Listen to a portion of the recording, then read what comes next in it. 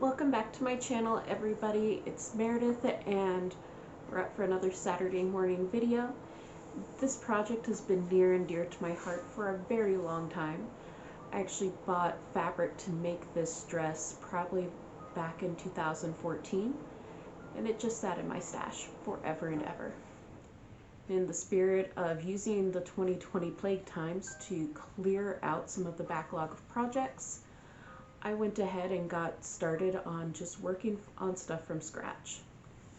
So the concept for my historical cosplay of Belle comes from the working class fruit seller portraits that were done by Campy in the later part of the 16th century. If I can get a copy of this and verify that it is free to use, there's going to be a couple images flipping through right over here to kind of give you an idea of what this looks like. I also went through some of the tailor's manuals to get some of the patterning information, try and get some help with just overall construction. She would not have been wearing stays. It wouldn't have been appropriate for her social status or economic situation to be wearing them, yet they weren't popular like they were in the later 18th century. So my bodice is actually stiffened with a little bit of canvas and some wool felt to try and smooth out some of my bumps, my curves. You're also going to notice, because of the long-standing project that this has been, that my weight has fluctuated a bit. I didn't realize that until I was putting on the dress for final photos yesterday, as well as looking back through some of this footage to start editing.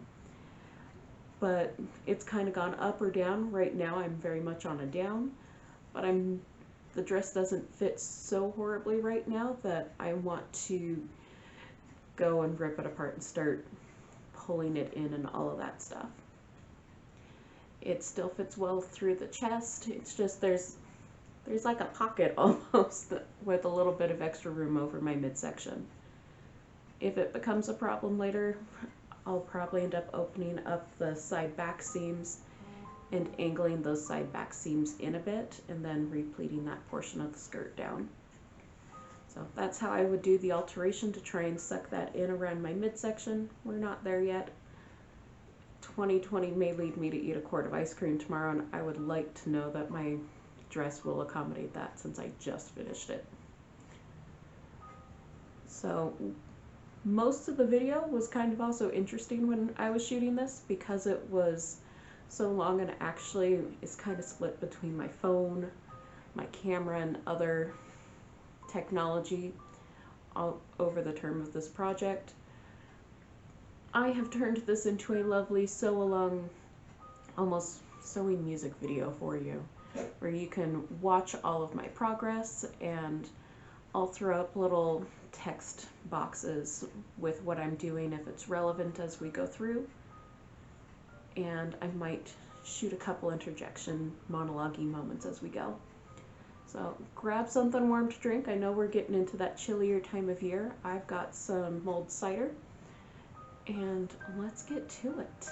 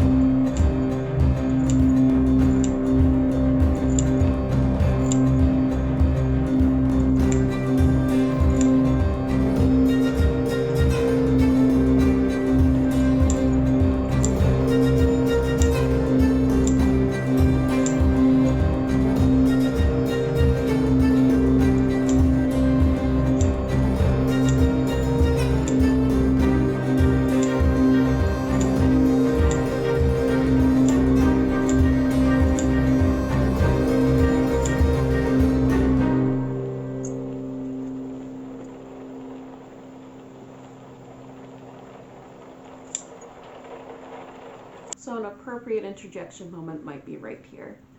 So what you just saw was me finishing up the sleeves, because for IRCC you do have to have sleeves for your completed dress. I may or may not wear them terribly often, I'm going to be totally honest with you guys. But I did cut them out, throw some quick eyelets in there, and lace them on there with a spare piece of lace for the photos that I sent in for the competition. And life happened the next month. I had a lot of personal stuff that I had to deal with, which is also why you didn't see me for a while. And then I pick up the dress again. I go to put it on because I'm feeling cute, and I don't know how tired I was when I was stitching that hem together, but it wasn't good. Sometimes you have to sit back and go, why on earth did I try and force myself to do a speed project like this? So I completely ripped apart the hem. In the initial photos, there is just a single guard that I put along the bottom to try and help keep me from having super stained hems. And what I'd forgotten about between when I cut out the skirt panels and when I started hemming was that I actually cut it long enough to do a tuck, because I thought they were super cute. If you remember that scene with Belle sliding around on the rolling ladder in the bookshop, we kind of get a peek in the cartoon where she looks like she's got some white petticoats on. I opted to line my skirts in white linen and do a tuck instead to give that impression. My understanding from my research is that while tucks were a thing in the 16th century, it would have been on the outside. And it's more of a temporary thing probably to deal with pregnancy, how tall are the elevated shoes you want to wear, different things like that. So mine I flipped to the inside to mimic that petticoat, and this is something I ended up doing while I was fixing the hem because I was tripping over my skirt. That's what happens when you plan for skirt length and then don't use it, right? So we did that. I didn't like having an obvious seam near my hem, so I ordered some wool tape from Burley and Trowbridge. It's awesome, but it just wasn't what I wanted. The colors didn't match, the texture was different. So I went digging through my project bin after life had happened and found what was left of the remnant of navy linen that I'd used and made some more tapes. So I applied that as some bands, and we've got the finished dress again. I'm so much happier with this project, or with this product. And other fun thing I got to do, which I wouldn't have had time for during IRCC, was going back and learning a little bit from my friend the Fiber Enchantress. If I can remember how cards work, you should see something up here with a link to her channel. I know her in Meat Space, she's amazing, and she inspired me to start doing some card weaving and actually weave my own tapes to act as ties for my sleeves, which also got me that cute effect from one of the campy portraits where you see the strings hanging down. Those are the ties for the sleeves she ditched because it was too freaking hot. But here's the last bits of my repairs, reevaluation, however you want to phrase it, for this dress. I'll check in with you in a few minutes.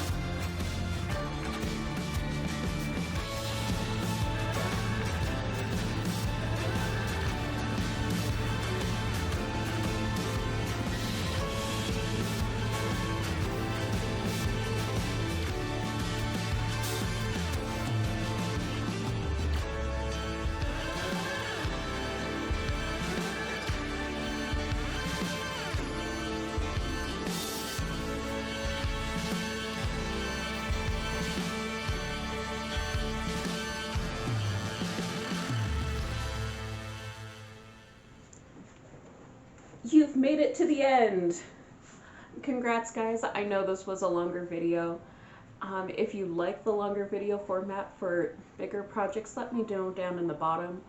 If you'd prefer me to break it up by technique or something along those lines, let me know that too. I'm happy to be there to help you guys.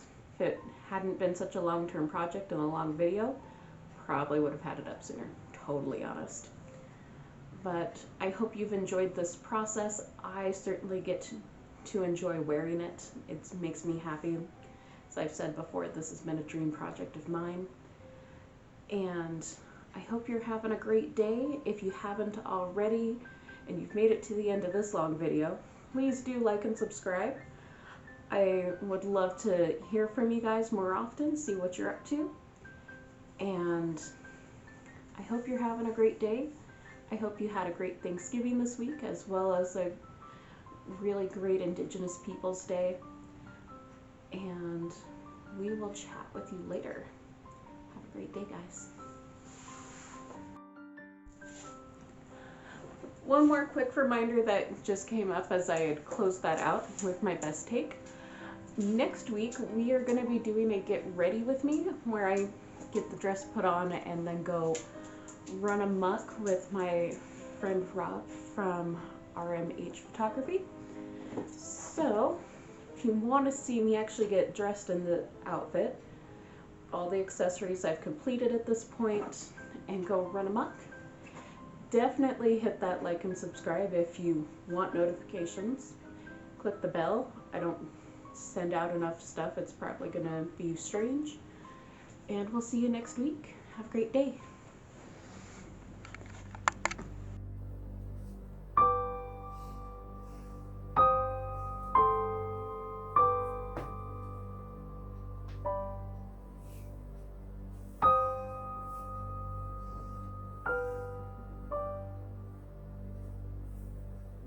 Skirt squish.